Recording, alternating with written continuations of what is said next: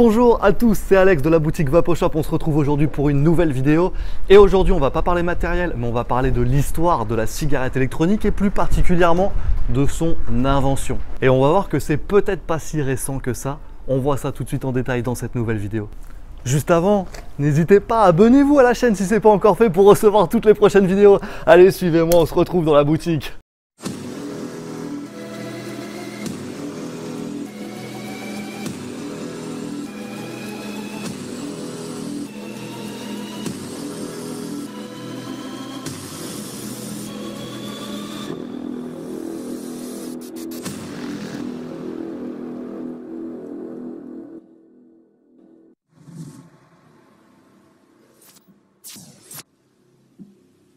Alors la première idée d'un vaporisateur électrique, ça date, puisque c'était en 1927 par Joseph Robinson. Il a ensuite enregistré un brevet publié par l'United States Patent Office en 1930. Cette invention, elle ne s'adressait pas aux fumeurs, elle concernait la vaporisation contenant des composants médicinaux et elle permettait en fait de produire une vapeur que l'on pouvait inhaler. Bon, au niveau de la forme de l'objet, pas sûr que ça aurait cartonné aujourd'hui. Oh la vache, ça ressemble à une Après, à aucun moment il s'adresse aux fumeurs avec son invention, donc on peut pas vraiment dire que ce soit lui le premier inventeur de la cigarette électronique. Ensuite, il faut attendre quelques années pour vraiment que l'on puisse parler du concept de cigarette électronique.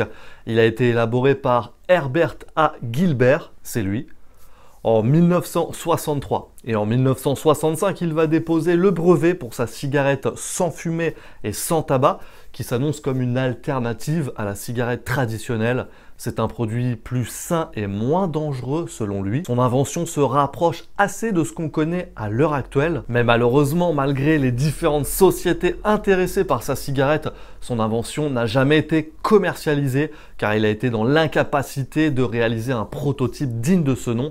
Et puis à l'époque, il faut dire que les risques liés au tabac, on s'en souciait pas vraiment. Du coup, il faudra attendre encore à peu près 35 ans pour voir arriver Won-Lik, notre messie. Alors Won-Lik, c'est qui? C'est un pharmacien et ingénieur chinois, un gros fumeur, et c'est vraiment lui que l'on considère comme l'inventeur de la cigarette électronique que l'on connaît actuellement. Alors la légende raconte qu'il a eu l'idée de la cigarette électronique dans un rêve, enfin plus précisément dans un cauchemar, où il était en train de se noyer, et tout d'un coup, les os qui l'entouraient se sont soulevés et se sont vaporisés en formant des nuages aromatisés. Alors après ce cauchemar, enfin surtout suite à la mort de son père décédé d'un cancer du poumon, il va vraiment commencer à bosser sur son projet de cigarette sans fumée à pulvérisation électronique et son premier brevet a été enregistré officiellement en 2004. Il va présenter son invention comme une cigarette électronique avec atomiseur qui contient de la nicotine sans la nocivité du goudron. Il explique à l'époque l'avantage de son invention qui est de pouvoir fumer sans le goudron et donc de réduire les risques qui sont liés au cancer en continuant à avoir la sensation de fumer. Alors la question qu'on peut se poser, c'est est-ce que Won est devenu riche? Est-ce qu'il a pris un peu d'oseille avec son invention? Il a plutôt bien gagné sa vie. Son entreprise Dragonite fonctionnait bien en Chine, mais avec les années, il a connu quelques difficultés et en 2013, il a préféré vendre ses brevets pour la somme de 55 millions d'euros à Imperial Tobacco.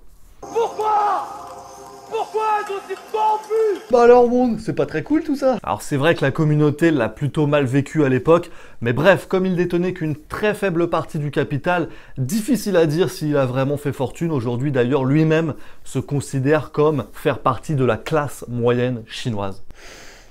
Alors évidemment, depuis, il y a eu d'énormes améliorations et beaucoup d'innovations de la part de tous les fabricants, mais le principe reste le même. Le liquide est vaporisé à l'aide d'une résistance chauffée par une batterie. Alors historiquement, la e-cig, elle est arrivée en Europe aux alentours de 2005-2006. À l'époque, on l'a surtout connue sous forme de ciga-like, donc c'était les fameuses cigarettes électroniques qui ressemblaient le plus possible à la vraie clope. Moi personnellement, j'ai débuté avec un de ces modèles, ça s'appelait la KR808. Alors comme elle essayait d'imiter la vraie clope de par la taille, le poids et même la couleur avec la batterie en blanc et la cartouche en marron comme les filtres, d'ailleurs c'est assez drôle de comparer avec les modèles actuels où on retrouve des jeux de lumière, des LED, c'est totalement l'inverse. Mais donc les capacités étaient assez réduites. D'une part, l'autonomie était vraiment pas terrible et la production de vapeur loin d'être satisfaisante.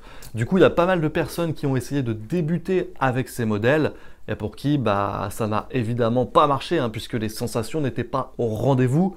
On avait des cartouches scellées avec une faible contenance de liquide, le choix des arômes était vraiment limité, c'était assez cher en plus, hein.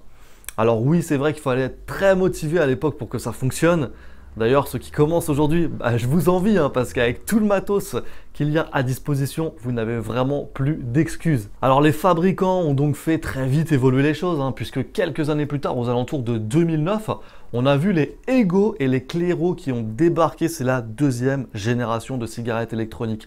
Et là déjà, on a un petit peu plus d'innovation, hein, possibilité de régler la tension sur certains modèles, facilité de remplissage du réservoir, donc plus de contraintes dans les choix du liquide, un meilleur rendu au niveau des saveurs et un petit peu plus de vapeur, hein. Je sais que même à l'heure actuelle, il y a toujours des personnes qui utilisent ce genre de modèle et qui sont satisfaites, hein, pour qui ça fonctionne très bien et c'est le principal. Et puis la troisième génération est arrivée avec des modes électro ou méca et des atos reconstructibles. Au niveau du matériel, on a une durée de vie plus importante, hein, et les sensations sont vraiment accentuées avec plus de vapeur, plus de heat, la possibilité de paramétrer et personnaliser au maximum sa vape. Par contre, ça va nécessiter un petit peu plus de connaissances parfois et le coût d'investissement au départ sera également un petit peu plus élevé. Alors voilà un peu pour l'historique de la cigarette électronique. Dites-nous dans les commentaires par quel modèle est-ce que vous avez commencé? Est-ce que ça a été facile pour vous? Ou alors est-ce qu'il y a eu quelques galères? Donc n'hésitez pas à nous partager tout ça, hein. D'ailleurs, j'en profite pour vous inviter à nous rejoindre sur la communauté Facebook. On peut partager beaucoup plus facilement et c'est beaucoup plus agréable, hein. Donc n'hésitez pas à nous rejoindre sur tous les réseaux sociaux. Retrouvez-nous également sur la boutique en ligne si vous voulez plus d'infos sur les produits de la vape. Merci à tous, c'était Alex. On se retrouve bientôt pour d'autres vidéos. Ciao!